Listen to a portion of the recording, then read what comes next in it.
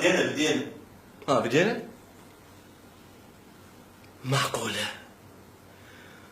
معقولة قدرت تدوس بقدم الكراهية واللامبالاة على إكليل الحب اللي جمعناه وردة. معقولة تدوس عليه بكل خيلاء وعنجهية. معقولة كنت أركض ورا الوهم مخدوع بسراب الحب. جمال، ليش تارك مكتبك في ظل زحمة العمل وده تتحدث مع نفسك؟ على مضض فؤاد. على مضض تركت مكتبي. ليش يا ترى صاير؟ اتكلم جمال أرجوك. راح أتكلم لأن كبير أسراري العميقة، بس تعال أوقف وراي لأن إحنا بمسلسل عراقي وعندنا كاميرا واحدة. فؤاد. نعم جمال.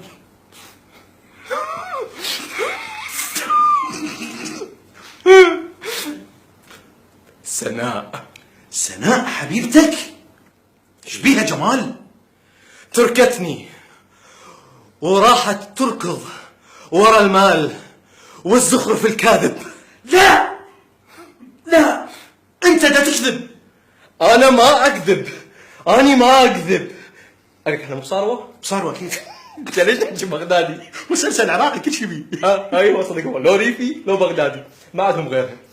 ايه وين نكمل؟ زين، ومنو هذا الشخص اللي فضلت عليك؟ لا تقول دكتور إيهاب. إيهاب.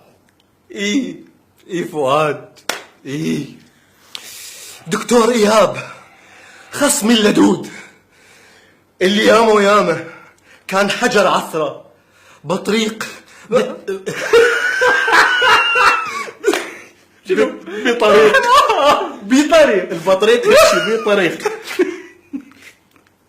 بطريق آمالي وطموحاتي، واليوم قدر يصادر حبي بأمواله. جمال واي حذرتك وقلت لك حبكم انت وسناء ما بي ضمانات. ضمانات شنو؟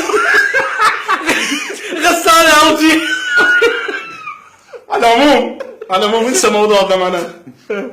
ودائما كنت اقول لك اتركها جمال، اتركها وحاول تبدي قصة حب جديدة مع الفتاة اللي تستاهلك وتعشقك.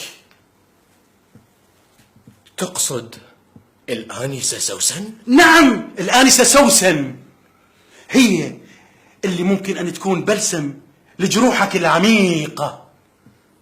لكن فؤاد، سوسن مو اسم حبيبة، اسم متقاعدة.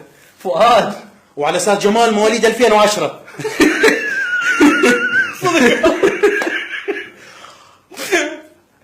يلا نرجع للتمثيل ونصير رجل آلي. روبوت. ريبوت. أكلختي نقيت. كافي يا عم. خل نروح نزحف على علياء. اليوم لابسة النورة فوق الركبة أحسن لنا. أقصد الآنسة علياء.